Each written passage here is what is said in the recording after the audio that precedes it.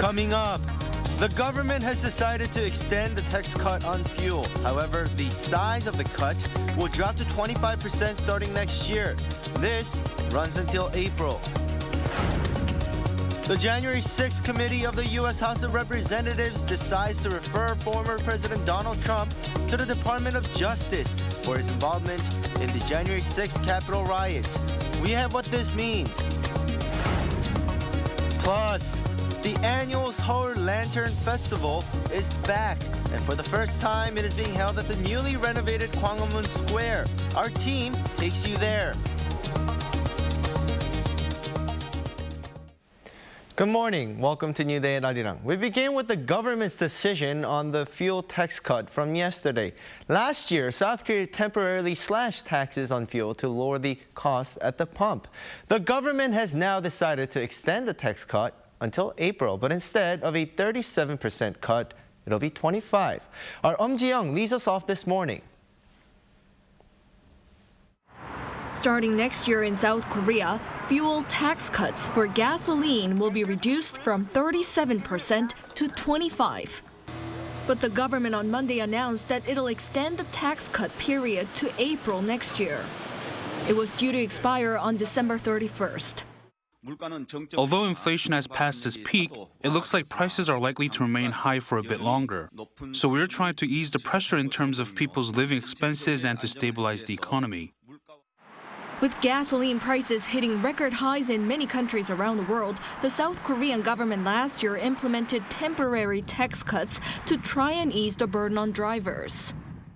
They began with a 20% cut in November 2021 and were increased to the highest level allowed by law to 37% this July. But as gasoline prices are beginning to settle down compared to other oil products, the government said it'll reduce the tax cuts. After the adjustment, a liter of gasoline now should rise by an average of 99 won, or roughly 8 cents. The 37% tax cuts will remain for LPG and diesel until April next year, with the liter of LPG down by around 6 cents and diesel down by around 16 cents. The government will also extend the temporary 30% tax cut for car purchases for 6 more months until June next year. That keeps the individual consumption tax on passenger vehicles at 3.5% instead of the previous 5%. The maximum benefit for the tax cut is limited to roughly 1 million won, or about $770 at current rate. Tax cuts on car purchases were first introduced in July 2018 in an effort to boost domestic consumption. Ji-young, Arirang News. The South Korean government's objections to the U.S. Inflation Reduction Act is drawing positive reviews from the global vehicle industry. According to industry sources on Monday, the head of the American International Automobile Dealers Association, Jennifer Safavian, told member companies that Seoul has managed to deal with the issue and has actively proposed contingency plans. The global chief operating officer of Hyundai Motor, Jose Munoz, also said South Korea was quicker than any other country in responding to the matter. The Yoon administration worked with Washington to set up communication channels less than a month after the law was passed. Partly thanks to South Korea's efforts, U.S. lawmakers have proposed an amendment that would give a grace period for the tax benefits. Nuke envoys of South Korea and Japan vowed to respond firmly against provocations from Pyongyang. The nation's special representative for Korean Peninsula Peace and Security Affairs, Kim Gun, met with his Japanese counterpart, Takehiro Funakoshi, on Monday in Seoul. They assessed the recent situation on the peninsula and discussed countermeasures. The duo urged the regime to return to dialogue and agreed to continue strengthening communication and cooperation regarding the matter. Now, nearly 2 years have passed since a pro-Donald Trump mob stormed into the halls of the U.S. Capitol. Now, the House January 6th committee, in its last public gathering after 18 months of investigation, has voted to refer the former president to the Department of Justice on multiple criminal charges. This marks the first time in U.S. history that Congress has taken such action against a former president. Our Han Sung-woo has the latest. The U.S. House of Representatives January 6th committee has voted unanimously to refer former U.S. President Donald Trump to the Department of Justice for criminal investigation and potentially prosecution for his attempt to overturn his loss in the 2020 presidential election. The committee has developed significant evidence that President Trump intended to disrupt the peaceful transition of power under our Constitution.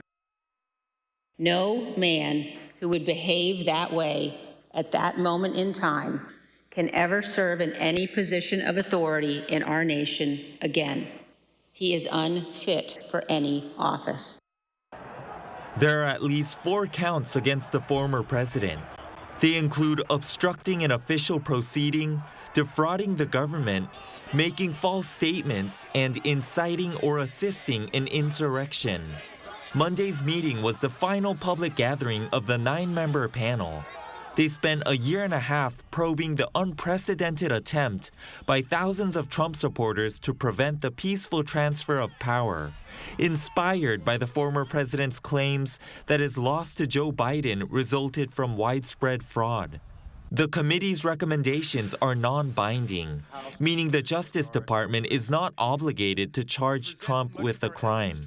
Still, they highlight how seriously the committee views Trump's actions leading up to the January 6, 2021 invasion of Capitol Hill.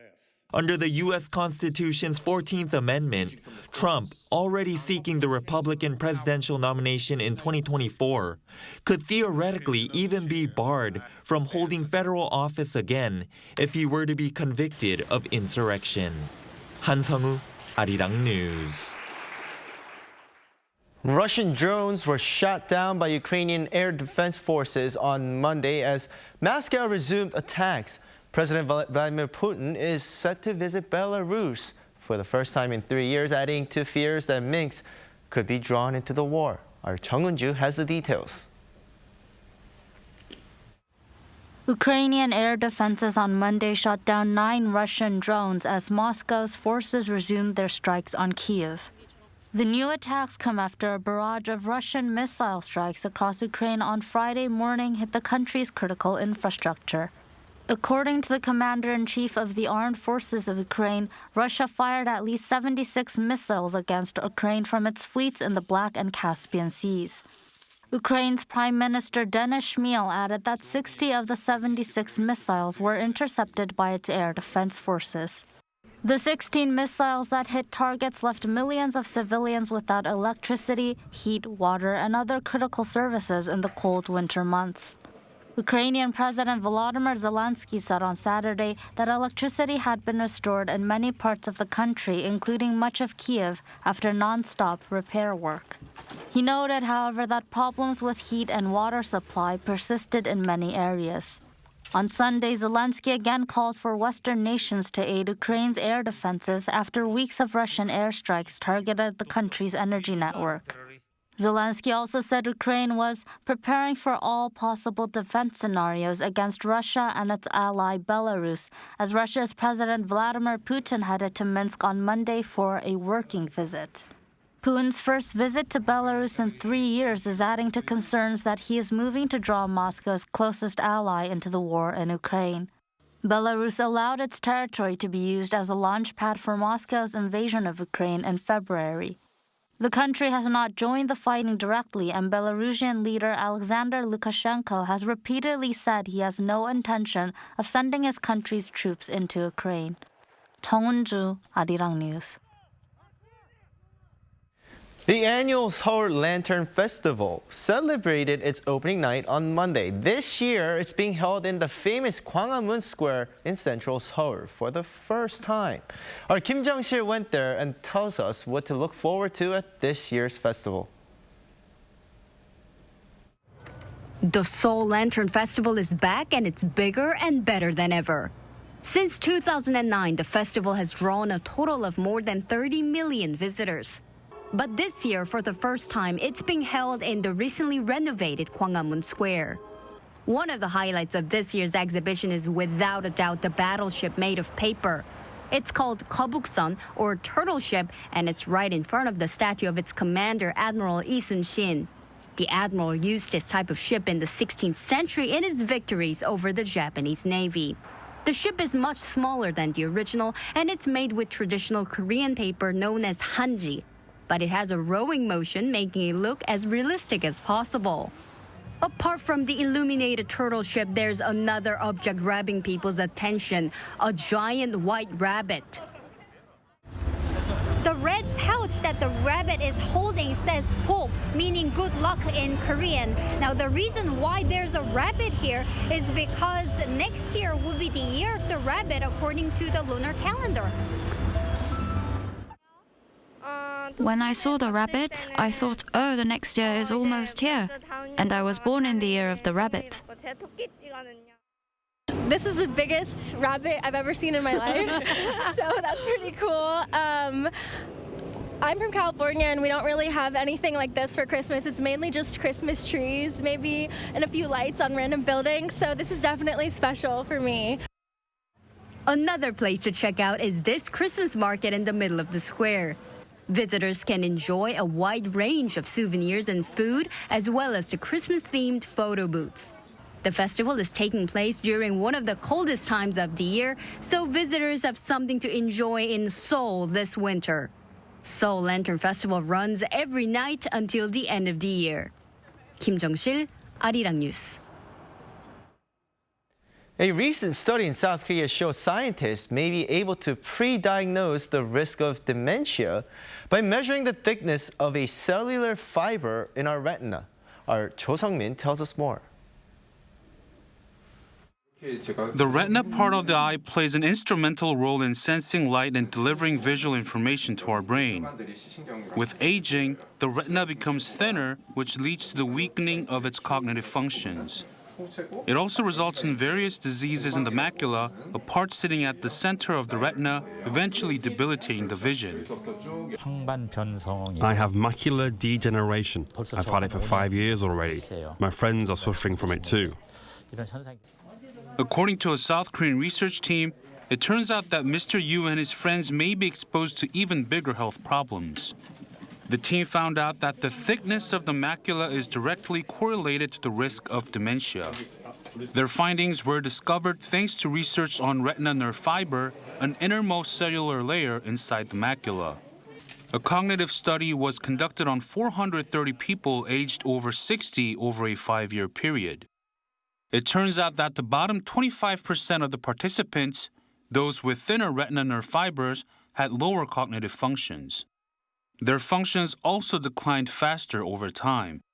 When put into figures, seniors with thinner nerve fibers have a 52.7% higher chance of suffering from dementia, which is 5 times higher than those with thicker kinds.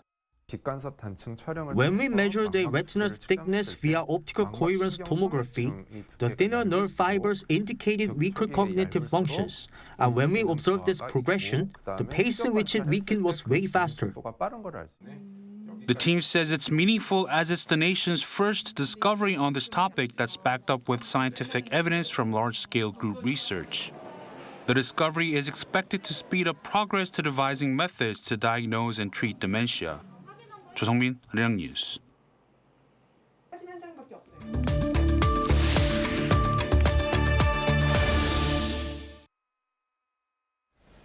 Now, cryptocurrencies have faced some backlash both inside and outside of South Korea recently. This includes the alliance of major blockchain exchanges halting all transactions of Wingmix after finding out that it had discrepancies in its supplies of coins, and the founder of FTX, Sam Bankman-Fried, being charged by the FBI. So where does the industry go from here? We connect with Chu Gi-young, CEO of CryptoQuant, this morning. Now, you're in Miami, so good evening. Hi, thanks for having me. Well, there have been calls from the public for ways to protect cryptocurrency investors here in South Korea. What is it like in the U.S., or does the idea of protecting investors go against the foundation of crypto as it wants to stay away from being centralized? People in crypto they think centralization is necessary when it comes to dealing with regulations and protecting investors. So some maximum Bitcoiners there, they said, not your keys, not your coins, which means if you don't have any non-custodial wallets, it's not your Bitcoin if you deposit your Bitcoins to exchanges. But a lot of ordinary investors, they don't know how to manage their non-custodial wallets. So we still, people in the industry think ordinary people still will use centralized exchanges like Binance, Coinbase, and FTX because it's really hard to buy Bitcoins and store Bitcoins into non-custodial wallets. So the world will divide into 3 different types of exchanges: decentralized exchanges, and local centralized exchanges, and global centralized exchanges. So we think as the regulation grows in local countries, global exchanges like Binance, OKX, Huobi, these type of exchanges will lose their power, and local exchanges like Coinbase, Upbit in Korea, these type of exchanges will grow because each local countries will force their law enforcement and anti-money laundering regulations into for like centralized exchanges in their countries. So I think in the U.S. and Korea as well, the government is pushing centralized exchanges, especially in their local countries, and these centralized exchanges will heavily focus on disclose some information across all the coins that they listed, and also they will enhance anti-money laundering policies and KYC and other regulation stuff. So right. I think there's not like huge difference between Korea and the U.S. Right. Now, speaking of having not that much of a big difference, I want to talk about the recent arrest of the FTX founder, who obviously had influence in terms of the coin industry across the world. As an industry insider, how does the industry view this situation of arresting the founder? So the problem with FTX was basically he stole his client's money through FTT token, which is native exchange token. So FTX issued a token called FTT, and whenever they generate revenue, 30% of the revenue, they buy back FTT token, or they just burn those token supply. And they leverage their token to buy, houses in Bahamas, and they use that FTT tokens as a collateral. And when FTT price goes down, as customers are selling it, they didn't have enough money to process user withdrawals. So that's where the bank run happened. So I think the exchange they're carrying 2 things. For one, they're be more cautious with their native exchange token. Each global exchange has their native tokens. Binance, BNB, for example, OKX, they have a OKB token, something like that. So Cryptoquant, our company, on-chain data provider, we have a data so-called clean reserve. So For example, Huobi Exchange, they have over 50% of their entire user deposit asset under custody is their Huobi Exchange token. So that's a problem, and it's a kind of risk for the clients. And the second thing is proof of reserve. FTX, they before bank run happened, like a few days ago, 93% of their stablecoin reserve was decreased, and it was like flew out to some non-FTX wallets, including Alameda Research Wallet. So this means like they basically use their customer deposits to buy something or like borrow their money, which is clients' money, to others. So it's important to. I'm sorry, I have to cut you off at this moment because we are out of time. Well, thank you so much for your insights, and I hope you have a great evening. Okay, thank you so much.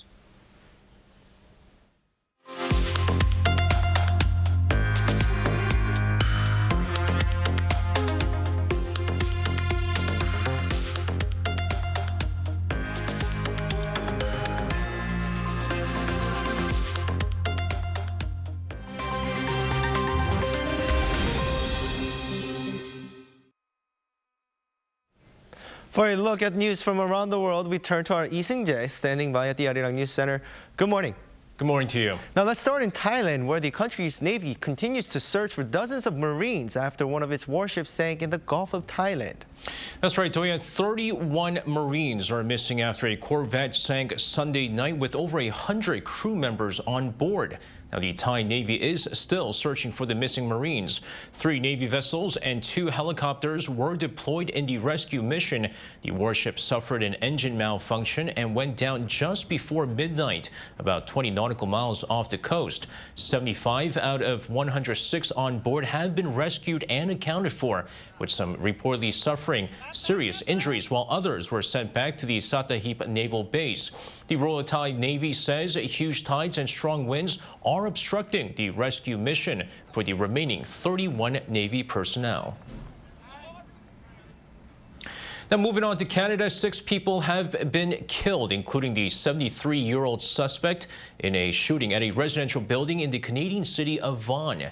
According to police, the shooting occurred at 7:20 p.m. Sunday when police were called about an active male shooter who had shot several victims at a condominium. Now, police located and fired on the suspect in a hallway, and he was pronounced dead about 40 minutes later. A semi-automatic handgun is suspected to be the weapon used in the shooting. The suspect has been identified as Francesco Villi, a resident of the building, but no information on his motive was available. Now, a recent poll started by Elon Musk has backfired on the Twitter chief, as 57.5% of the respondents answered they want him to step down from his position as CEO. Now, the results were announced on Monday, with Musk having started the survey on Sunday. Over 17.5 million people took part in the vote. Musk said Sunday that he would abide by the poll results, but did not give details on when he would step down if results voted in favor of it. The latest results come as he faced massive backlash less than 2 months after he took over, including for his decision to ban users from promoting accounts on other social media sites.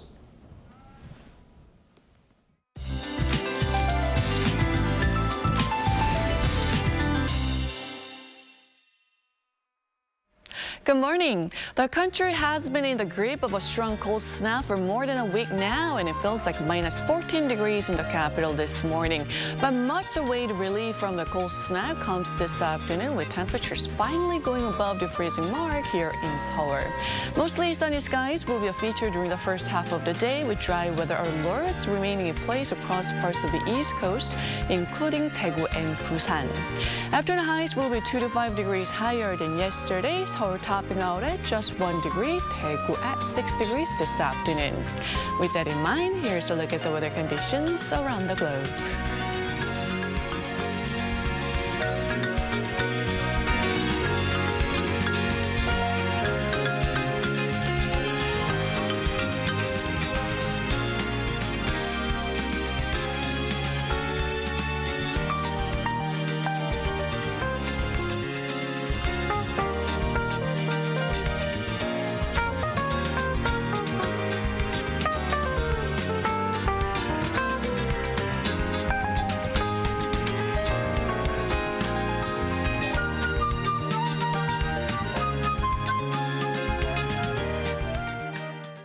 Now that'll do it for today's New Day at Arirang. I'll see you tomorrow and take care.